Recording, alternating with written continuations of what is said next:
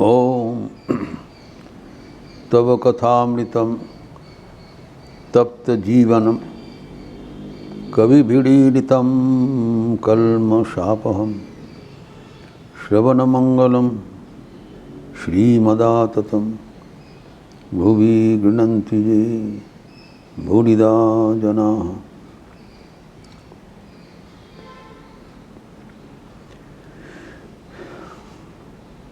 भगवान के सप्तम विष्णु भगवान के सप्तम अवतार श्री रामचंद्र जी के बाद हम लोग उपसंहार कर रहे हैं। एक ही जीवन में एक आदर्श मानव का दृष्टांत स्थापन करके गए। हम लोग देखे हैं कि राजधर्म पालन करते समय कितने त्याग उन्होंने अपने जीवन में करके दिखाया। एक ओर से अश्वमेध यज्ञ किया अपने को राज चक्रवर्ती स्थापन करने के लिए। उस जमाने के जो नियम था, अपना शक्ति परीक्षा हेतु पूरे भारत का राज चक्रवर्ती बने। उसके साथ साथ प्रजाओं के मन में कोई नकारात्मक चिंतन ना रहे, इसलिए अपने प्राण से भी प्रिय पत्नी को परित्याग करके वनवास में भेज दिया। कितना गहरा चोट उनके दिल में पहुंचा, हम कल्पना कर सकते हैं। और जनक नंदिनी सीता, इसको जन्म दुखिनी सीता कहलाता है।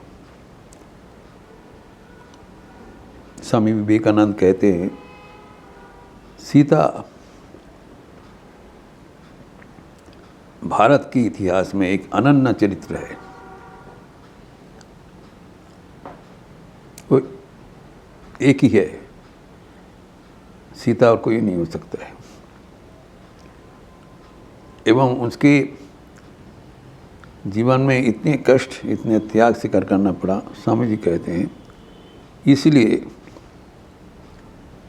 कोई अपने बेटी को नाम सीता नहीं रखते हैं। वो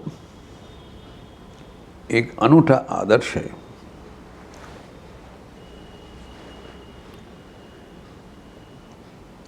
कोई शिकायत नहीं किया, लेकिन अपना जीवन में सब प्रकार का परीक्षा उत्तीर्ण होके गए। अंतिम परीक्षा के लिए जब उनको बुलाया, तब भी उन्होंने बताया, अगर हम काय मन वाक्य में राम के प्रति अनुगत हुआ था, इसके प्रमाण स्वरूप मेदिनी माँ धरती हमें स्वयं आके मुक्त करके ले जाए। क्योंकि इससे ज़्यादा अपमान और गहरा दुख सहना संभव नहीं रहा। और उनके परीक्षा में उत्तीर्ण होकर माता मेदिनी ले गए।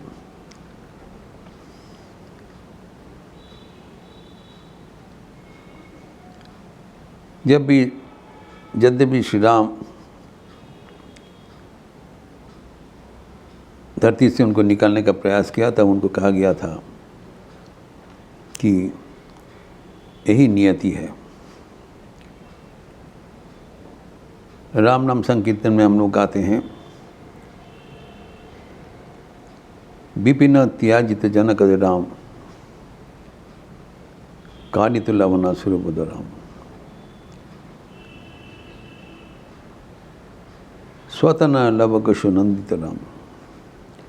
अपने छोटी सी दो बेटा को, जुड़वा बेटा को सीता अपने राम को अर्पण करके चले गए। उनको देखभाल करना, उनको पालन पोषण करना राम का अंतिम दायित्व रहा, वो भी करके निभाया।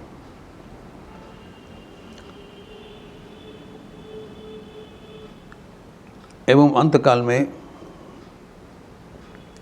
दीर्घकाल राम राज चलाने के उपरांत सबको मुक्ति देकर वो आगे चला, तभी धरती से छूटा। उनके जीवन का अगर हम पर्यालोचना करें तो सब ओर से वो सफल है।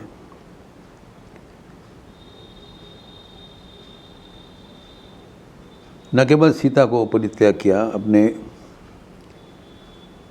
उनकी अर्धांश लक्ष्मण, उनको भी सत्य रक्षार्थे परित्याग किया। लक्ष्मण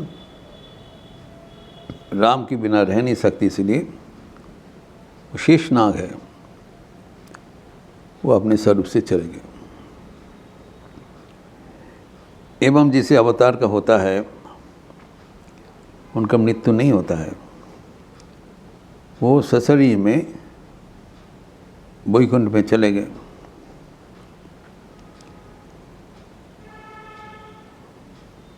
काला वेदित सुरपद राम, काला के उनको सुनाया कि आपका आगमन का हेतु अभी संपूर्ण हो गए, आप अभी वैकुंठ में चलिए, आपका स्थान अधिग्रहण करें। लेकिन जाते समय वो क्या किया, अयोध्या का जन मुक्ति दे राम, सारे अयोध्या के जनवासी सबको लेकर सरजू में गए। जो अयोध्यावासी, जो धोबी उनके बिना कारण अपवाद हेतु सीता का वनवास का कारण बना, उसको भी क्षमा कर दिया। यद्यपि उल्लेख है वो धोबी पुनराय द्वापर युग में आए थे एवं श्री कृष्ण के हाथ से उसको निहत हुआ, वो आगे का बात है। लेकिन श्री रामचंद्र पूरे अयोध्यावासी की मुक्ति हाउ इज़ इट पॉसिबल, भगवान वो कर सकते हैं। भगवान की ये क्षमता है कि क्षण भर में सबको मुक्ति दिला सकते हैं। लेकिन वो जानते हैं कि दुनिया उन्हीं का है, दुनिया का रक्षणावेक्षण परवर्ती काल में उन्हीं को करना पड़ेगा। इसलिए हनुमान और विभीषण को छोड़ के गया, हनुमान को साथ में नहीं ले गया। उन्होंने बताया हनुमान तुमको रहना पड़ेगा। तो हनुमान जी त्रेता युग से हमारे साथ अभी तक वर्तमान है। कहा जाता है यत्र यत्र रघुनाथ कीर्तनम तत्र तत्र कृत मस्तकांजलि बाष्पवारी परिपूर्ण लोचनम मारुतिम नमत राक्षसंतकम। हमारे भीतर जो असुर स्वभाव है उसको दमन करने के लिए हनुमान जी को छोड़ के गया। जहाँ राम नाम कीर्तन होगा हनुमान जी वहाँ पर आके उपस्थित होंगे। वो चिरंजीवी है, जो अष्ट चिरंजीवी है उनमें से हनुमान जी एवं विभीषण अन्यतम है, चिरस प्रातः स्मरणीय है। उनको छोड़ के गया और बाकी अयोध्या जनगण को एवं राम सशरीर वैकुंठ में पहुंच गए। इसलिए सरजू में सबको स्नान करने के बाद ही मुक्ति स्नान हुआ। इसलिए आज भी सरजू नदी को मुक्ति नदी माना जाता है, अत्यंत पावन जल है। अभी स्पर्श करके भक्तगण वो मुक्ति का याद करते हैं। अभी हम राम के जो जीवन के पर्यालोचना करें प्रत्येक क्षेत्र में वो आदर्श साबित हुआ। वो आदर्श पुत्र थे राजा दशरथ एवं कौशल्या की। कि मनु शत्रुपा को जो बर से उनको तुष्ट किया था, उन्हीं के घर में आए थे। वो आदर्श पुत्र होकर दिखाया पुत्र कैसे हो सकता है। गुरु वशिष्ठ की शिष्यत्व ग्रहण किया। कैसे शिष्य होना चाहिए वो भी उनके जीवन में प्रतिभात है। गुरु गृह में का जीवन आदर्श स्थानीय है। कैसे शिक्षा प्राप्त किया, छोटे छोटे भाइयों को बचपन से कैसे रक्षा किया, आदर्श भ्राता है। इसके आगे देखते हैं,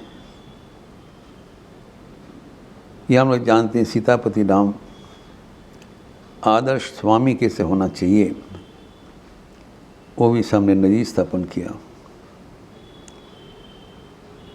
कि पत्नी को कैसे रक्षा करना चाहिए, कैसे देखभाल करना चाहिए। फिर आदर्श बंधु था, हम देखा है विशाल राजगुह के साथ कैसे बंधुत्व स्थापन किया। फिर आगे बढ़ के सुग्रीव के साथ बंधुत्व स्थापन करके उनको भी रक्षा किया।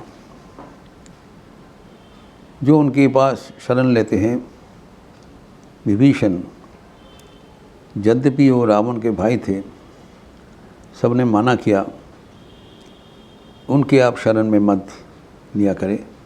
उन्होंने कहा जो मेरे शरण में आते हैं मैं उसको ना नहीं कर सकता हूँ। कोई भी आते हैं उसको मैं शरणागत को त्राण करना ही जीवन का धर्म है, करके दिखाया। न केवल किया, विभीषण को लंका में प्रतिष्ठित किया एवं चिरंजीवी बना के गया ताकि वो चिरकाल राम का गुणकीर्तन करते रहें।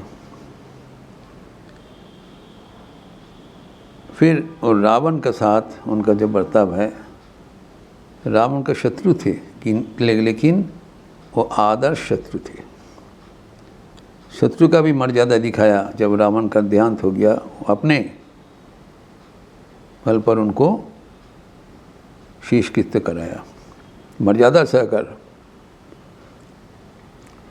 शत्रु के साथ भी कैसे बर्ताव होना चाहिए वो भी करके दिखाया। हनुमान जी के भी आदर्श प्रभु थे। प्रभु कैसे होना चाहिए उसका निदर्शन स्वयं हनुमान जी हैं। जीवन के प्रत्येक क्षेत्र में आदर्श राजा, आदर्श भाई, आदर्श बंधु, आदर्श स्वामी, सबकी ओर से राम जिसे आदर्श राजा कहा जाता है, अभी तक ऐसे राजा कोई बना नहीं। ये गुण गाथा हम लोग अनंत काल करते रहेंगे एवं राम का तुलनीय कथा बराबर हमें जीवन को आगे बढ़ाने के लिए साबित होंगे। इसके साथ राम का पवन कथा का समापन हो रहा है। आगे हम लोग भगवान के अष्टम अवतार श्री कृष्ण के बाद शुरुआत करेंगे। ओम शांति शांति शांति। हरि ओम तत्सत। श्री राम कृष्णार्पणमस्तु।